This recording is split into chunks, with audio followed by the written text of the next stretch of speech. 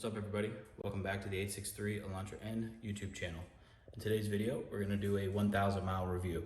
I'm going to start by going over the cost and my buying experience, kind of the process that I went through to get my hands on one of these vehicles. And then I'm going to go into what it's been like owning and daily driving this vehicle through the first 1,000 miles. I'm going to give you a little feedback on the driving experience. Then I'll go into a couple of little mods that I've already done, as well as some plans that I have for the future. So hope you guys stay tuned.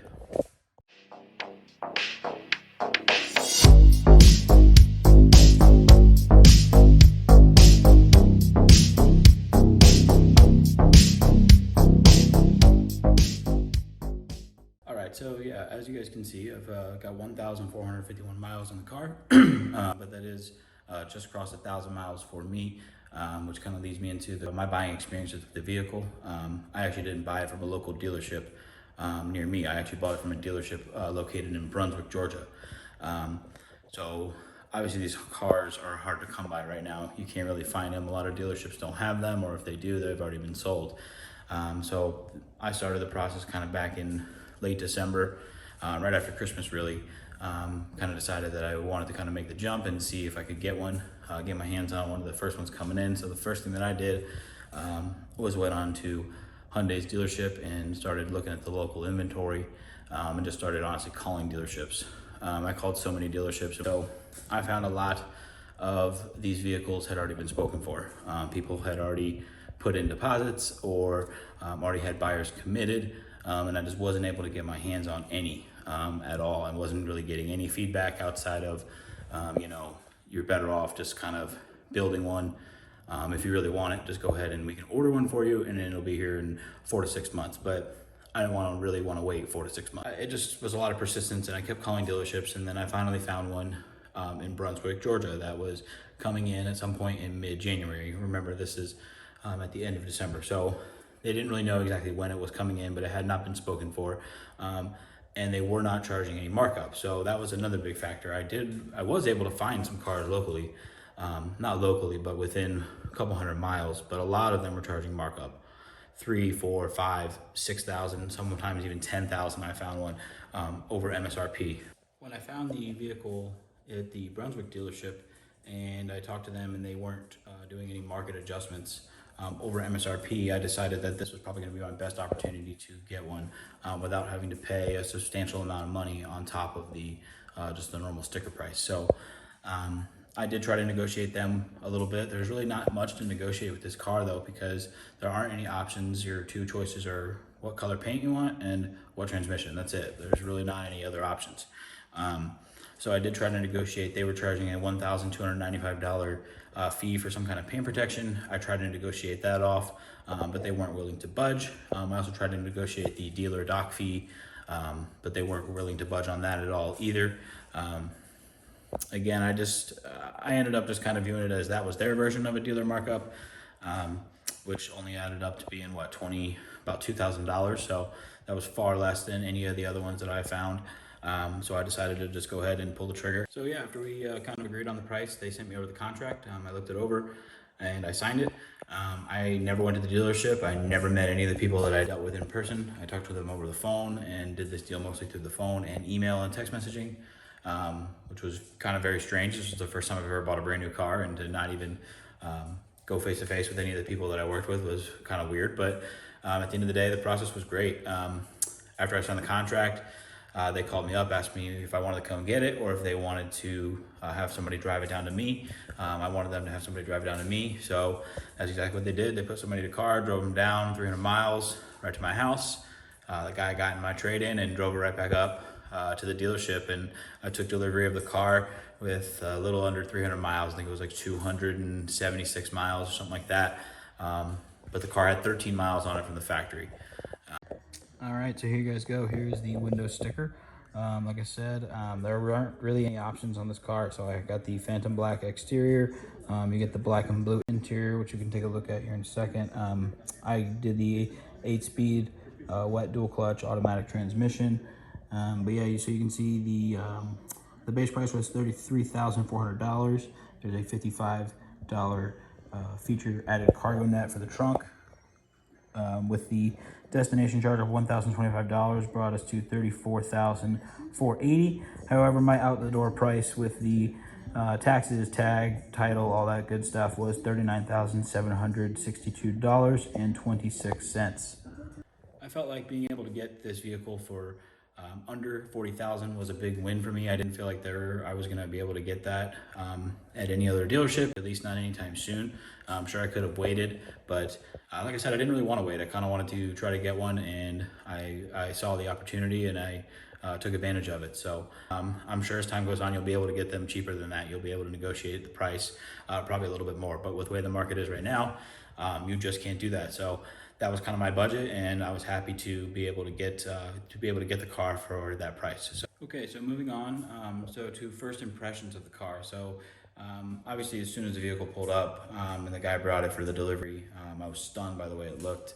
I thought it looked pretty good in the pictures. I know that it's pretty much a love it or hate it on the styling of this vehicle. I really liked it, and then as soon as I saw it in person, I knew I loved it. Now, I never saw this car in person before I bought it. I never drove it, nothing. I just kind of, I watched a lot of YouTube videos on it, and really thought that it was going to be the car for me, and I just kind of went all in and hoped for the best, and it was a great decision. So my first impressions when I got in was that it's fast. It was much faster than the car that I came from, which was a 2013 Scion FRS. Now, obviously, it was a brand new car, so I didn't jump in the car and gun it, but you can just tell, like, kind of getting on the throttle, that it has some power.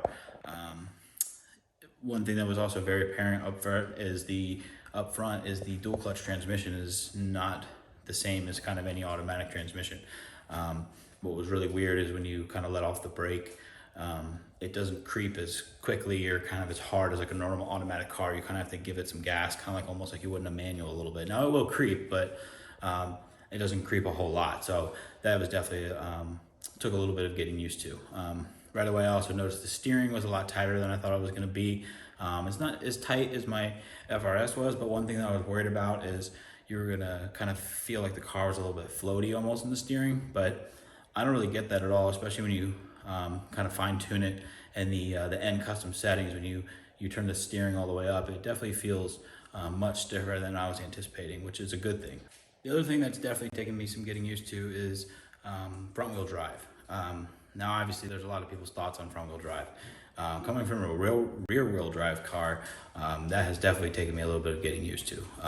Not in a sense of like it's super torque steery or wheel hoppy or anything like that. I haven't really experienced that too much. But front wheel drive, especially with this level of power, it's definitely different than driving rear wheel drive. When you're steering the driving wheels, you can kind of feel it a little bit more so than you can in a rear wheel drive car. It's kind of it's hard to explain, but it's definitely a change of pace, and that's something that's definitely taken me some getting used to, and I'm still not really used to it, quite frankly. Yeah, I'll kind of segue into just my overall driving experiences, or my overall driving experience and impressions. It's been great. It's been outstanding. It's a very fun car to drive. The power delivery is great. I've never driven a turbo car, but I've always kind of heard of the turbo lag, or that you don't really kind of get the power or the torque or the kind of that thrust until you get to a certain level in the RPM.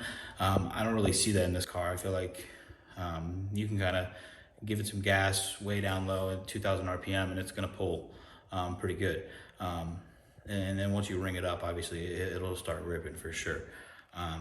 And it's definitely faster than I was even anticipating. I don't really know what I was expecting. I knew it was going to feel faster than my old car, but I didn't want to kind of overhype myself and then have it kind of be underwhelming, and that definitely was not the case. After I kind of broke it in, I adhered to the manual. It's at 600 miles before you get it over 4,000 RPMs. So I tried to do my best on that. I didn't really ring it out at all before the 600 miles. I might have gone up to like 4,500 RPM here or there, just because obviously in the course of daily driving, there's certain times where you got to speed up quickly. So, but that first time I kind of gave it the full throttle, gave it the gas. It definitely put me back in my seat for sure, and it put a big smile on my face. So as far as the steering and handling go, it handles pretty good. Now again, I haven't really taken it around any twisties, or I haven't taken it to the track or anything like that. But just again, in and day out driving and a couple little spirited runs, taking it around some corners, it definitely can handle, and it'll dance on its feet a little bit. Now it's definitely not as nimble as my FRS, that is for sure, but that's not kind of what this car is. One of my big reasons for wanting to make that jump too is the practicality, which obviously this car is extremely practical, with 4 doors, and a huge trunk. So back to the way it kind of handles and drives, the steering is very precise. As I said earlier, if you have it kind of in the base setting, or if you're just driving around in normal mode, it does feel a little bit floaty. Not floaty, but it feels a little bit loose. But if you put it in the N mode and you crank it up, it'll definitely start to feel tight. The suspension, when it's in full N mode, it feels good. It doesn't feel overly tight or overly stiff. You don't feel all the bumps. It does feel sporty for sure, but it's definitely not uncomfortable by any means. Overall, I would say it is a very comfortable car. There's a lot of room on the inside as well. I'm a bigger guy. I'm 5'8", 265, 260, something like that. And I fit in the seat pretty good. They're a little bit tight, but I kind of like that. By no means are they like tight to the point where you couldn't fit, but it rides very smooth. The brakes are nice as well. They got a lot of bite, especially at the top of the kind of the travel of the pedal. You don't really have to push very much, and they will slow you down pretty quickly. Again, I got the 8-speed dual clutch transmission, and that has been another thing that has just kind of blown me away. The transmission is fantastic. Now, I've never driven a dual clutch before, so I don't have another dual clutch to compare to.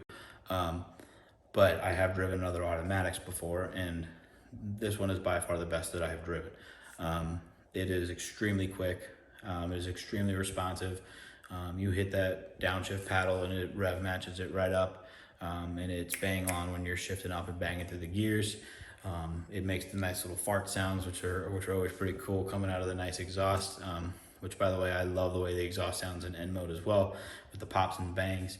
But yeah, the transmission is phenomenal, much better than I was anticipating. So the last thing I'm going to go over in this video as far as the driving experience goes, and at least in my first 1,000 miles, is the kind of the N mode driving features, which is the launch control and the N grin shift. So I'm going to start with the launch control. So I followed the owner's manual break-in process, which said 600 miles in the car before you go over 4,000 RPMs.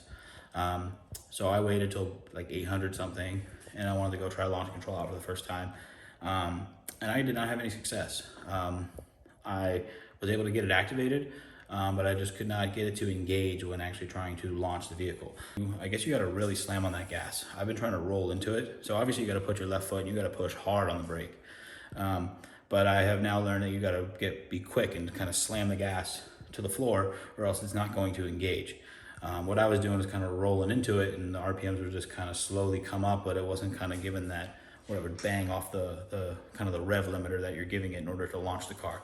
So I'm definitely gonna try that again. That'll be in a video, along with the N grin shift. The N grin shift is cool. Don't really know how much you feel it when you're actually using it. I think it's more of a cool kind of feature. You push the button, it lights up in the dashboard, it gives you the 10 extra horsepower. But when you kind of floor it in third gear, trying to pass somebody without it versus with it, I didn't really notice too much difference. I've played around with it a few times. You don't really notice much difference. Again, I think it is kind of cool that you have a push to pass button or whatever. But as far as it being like a drastic difference, I don't think you're really gonna feel that too much. Overall, I'm extremely happy with the car.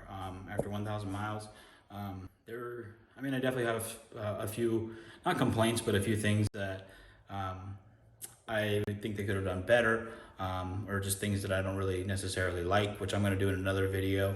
I'm going to make kind of my top five likes and dislikes about the car. That's going to be a video coming out soon, so definitely stay tuned for that.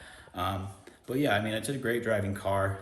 If you're looking for something that's fun to drive, it's quick, but it's got plenty of power for having some fun daily driving, and it's practical. It's got a huge trunk. I can fit my golf clubs in there, no problem. Fit a week's worth of groceries, whatever you need.